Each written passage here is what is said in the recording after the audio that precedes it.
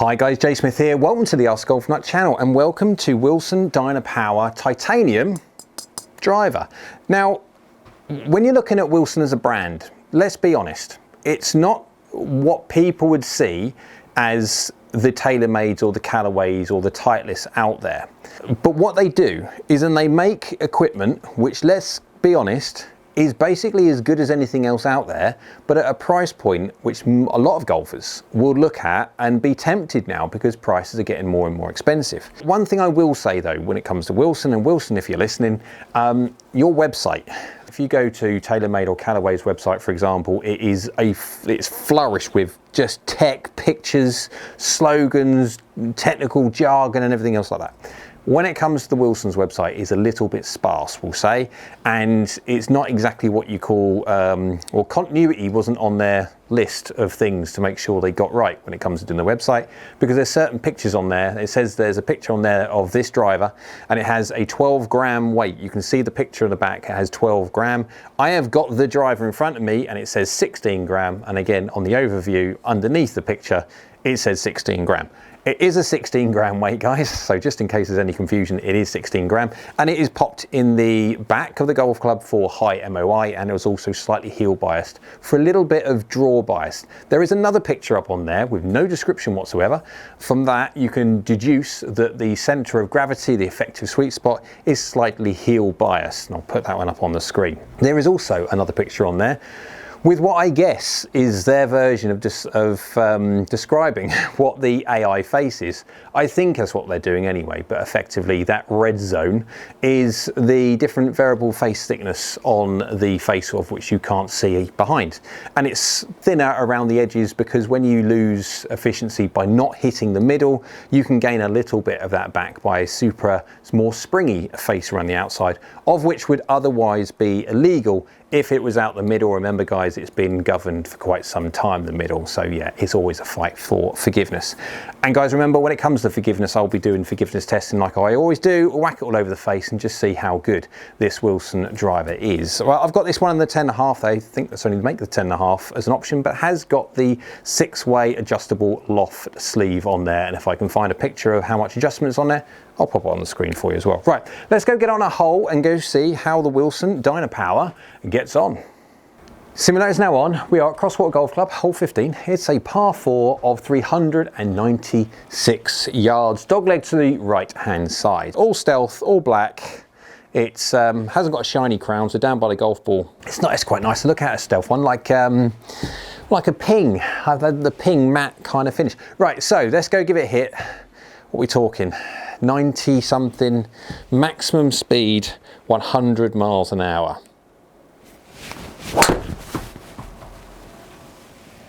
It just seems, that was half the face. It's gone exactly where I wanted it to go though.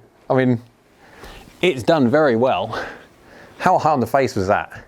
15 mil high, 4 mil toe, yeah, so delivery was pretty good, it was just slightly high in the face.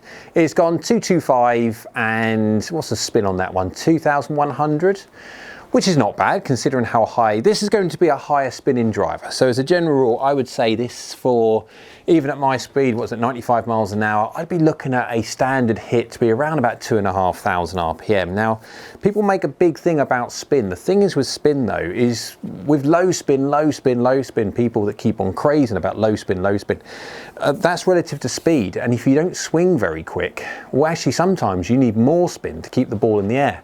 Higher launch, higher spin. That one's spinning at 2-1. It's launched at 18 degrees because I hit it 15 mil high. But it's gone exactly where I told it to. And so it's just the sound, yes, it is a titanium driver. So it's not necessarily what you call muted compared to what the carbon one will.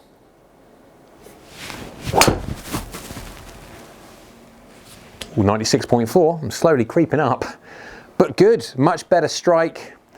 Cool, it's getting out there. I mean, that's 96.4 miles an hour.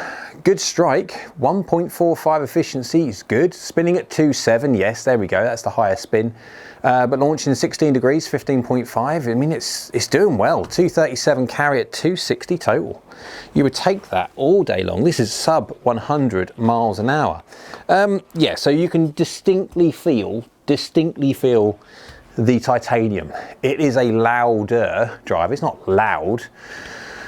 There are some golf clubs in the past, some Nike ones I can remember, and some other indistinct Hippo ones and all stuff like that, which were wowzers loud.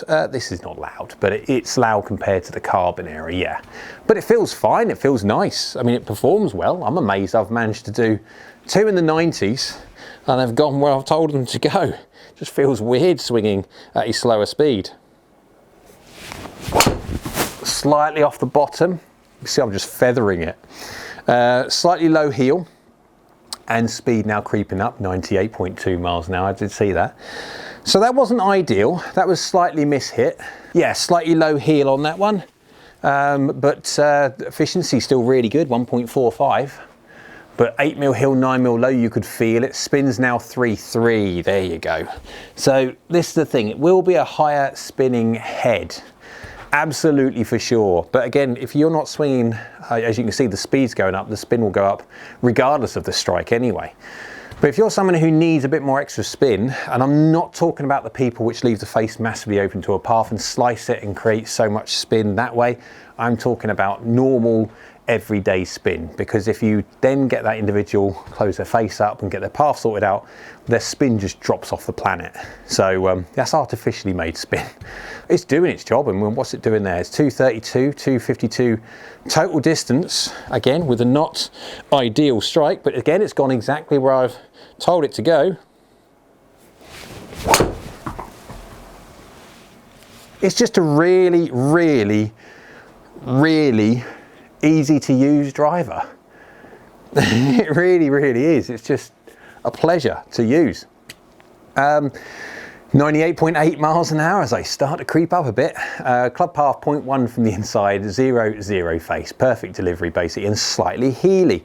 Spinning at 2.7, so it does seem to be a baseline of probably around about sort of 2,500 for a 95 or so miles an hour swing, which is a good number.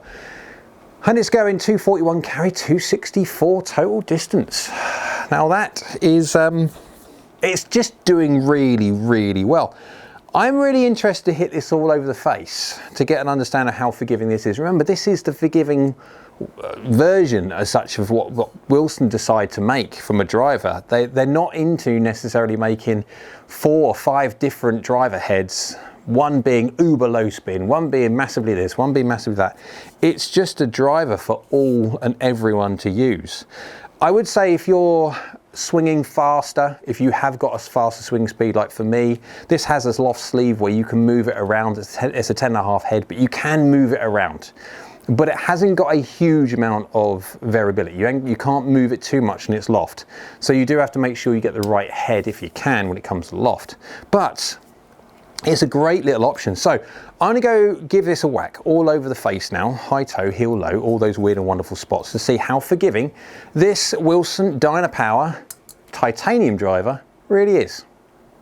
So I've hit the Dynapower driver from Wilson loads of times to get a good average of how it works, but I've also captured some information from slower swing speeds, slower than what you saw on camera, and also some mishits to see how good and forgiving this driver is. And it's quite surprising how good this Wilson driver is. So let's go quickly straight into the averages to see how well it did. On average, ball speed 142.3 miles an hour. That does look slower for the people that have watched the other videos that I've done with other drivers. It's just because I'm swinging slower on this one, so there's the reason. Launching at 15.4 degrees, spinning at 2.7, so very much so what we saw on camera. The average is around about sort of 2.7, which is a slightly higher spin rate, but then again we are talking about this driver is suited for the masses, people that need spin as soon as you start taking speed even more than this off. And when you're looking at averages can go down to sort of 85 or so miles an hour with a driver, that spin rate's going to come down. And with that spin rate coming down, you're going to need more spin to keep the ball in the air. So it's actually doing very well. Peak height at 37 yards in the air, descending at 43 degrees. So it's a fraction more descent angle than I would like. I would like, for me personally, a slightly flatter flight. But again, This is not for me, this is for the masses, and I swing, generally speaking, even this was done at, you'll see in a little bit, very close to 100 miles an hour, which is most of it is outside of the realms of what is capable for an average normal golfer. So going 241 in carry and 263 in total, doing very well. If we go to clubhead data, 99.1 miles an hour, so very close to 100 miles an hour on average, but I've just managed to keep it under. Efficiency is 1.44. On average, that is really very, very good. On a camera-based system, remember, not a radar. Radar and cameras measure efficiency or smash factor differently. Attack angle 3.5 degrees up, club path and face to path is very 0-0, and loft is 21 degrees. Face impact 1 mil toe, 1 mil high, and I have standard deviation on there so you can see the variance. 8 mil and 5 mil is quite a lot on a driver, and so you will see, but when it comes to the forgiveness side of things, I've hit this driver in some weird and wonderful spots to see how well it works. Let's quickly go to the club and ball compare screen so you can see the flights. I wouldn't worry about the dispersion ring on the ball side at the top. It's only because of the fact that obviously doing different speeds, it's obviously going to carry at different distances because I'm varying speed so much. And so that's why the dispersion ring looks bigger, because if I take 10 miles an hour of my clubhead speed off and hit it exactly in the middle both shots, obviously one of them is going to travel distinctly shorter than the other. Right, let's go have a look at some of the misses, and I've captured some weird and wonderful ones and we'll explain them as we go. So the first one here, 90 mil toe, 1 mil high, and efficiency is 1.43. Considering that's 20 millimeters away from the middle, efficiency is 1.43 is mighty, mighty good. If we go to the next one, 16 mil toe, 12 mil high, so not that much different to the one previously within the amount of toe, but definitely more high on the face.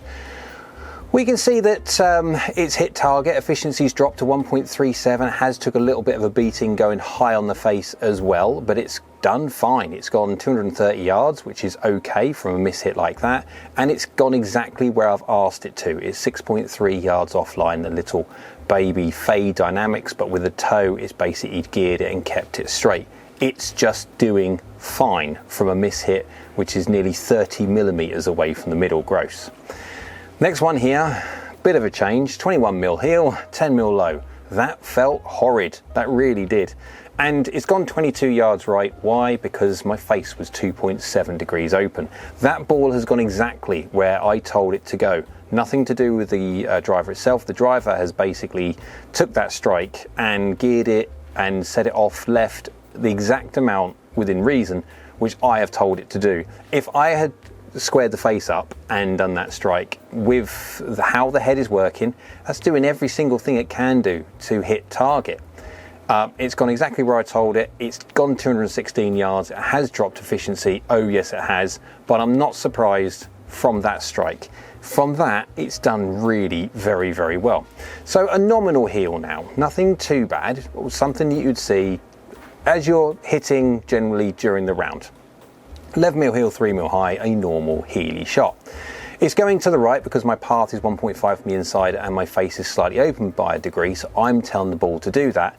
But it's gearing the correct amount and it's setting it offline to then come back because of gear effect of offset and hit. A perfect amount considering that is where I'm telling it to go. It's spinning around 2.7, which is the average of what we saw overall, which even though it's slightly heely, again, I think because of the fact that this is a slightly draw biased head, the center of gravity is slightly heely. And so 11 mil heel isn't actually that much heel biased because of the center of gravity is slightly that way anyway. Let's go slightly the same amount, 11 mil, but let's go toe at slightly higher at 7 mil.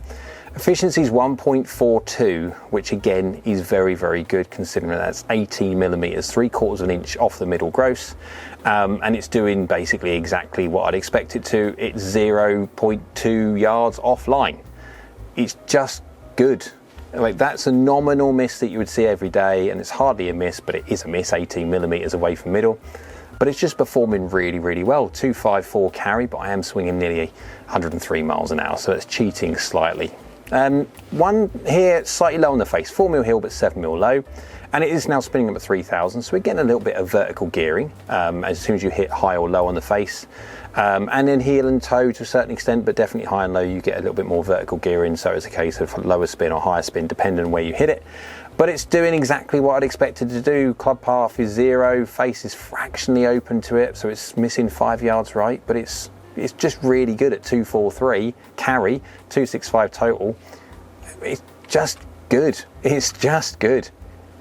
One here, I've got 93.6 miles an hour, so nice and, well, I'm going to say slow, but for me it's slow, but again, it's still decent speed. That's sort of average, so slightly higher than average speed. Going 230 carry, and that's a miss. 14 mil toe, 6 mil high, 20 millimeters gross at 1.43 efficiency. It's just doing really well. I mean, spins at 2.3 now. I'm starting to take speed off. I mean, that's a natural thing as soon as you start to take speed off. And I hit it slightly high toe. That's going to take speed spin off as well. But it's just doing really well. 2.1 yards off target. How could you complain? There's a perfect amount of gear effect on that. Next one here, 8 mil heel, 1 mil high. It's just maxed out within reason. 91 mile an hour swing speed at 1.45. Now, the interesting thing for me, I would say, because of the fact that this is slightly draw biased and the center of gravity, the effective sweet spot, is slightly heel biased. Again, you can see by the picture, I'll put the picture up on the screen. Wilson are trying to describe where the center of mass is, even though the website isn't the greatest. And so, yeah, you hit it slightly heely and it feels like you've just buttoned it straight out of the middle.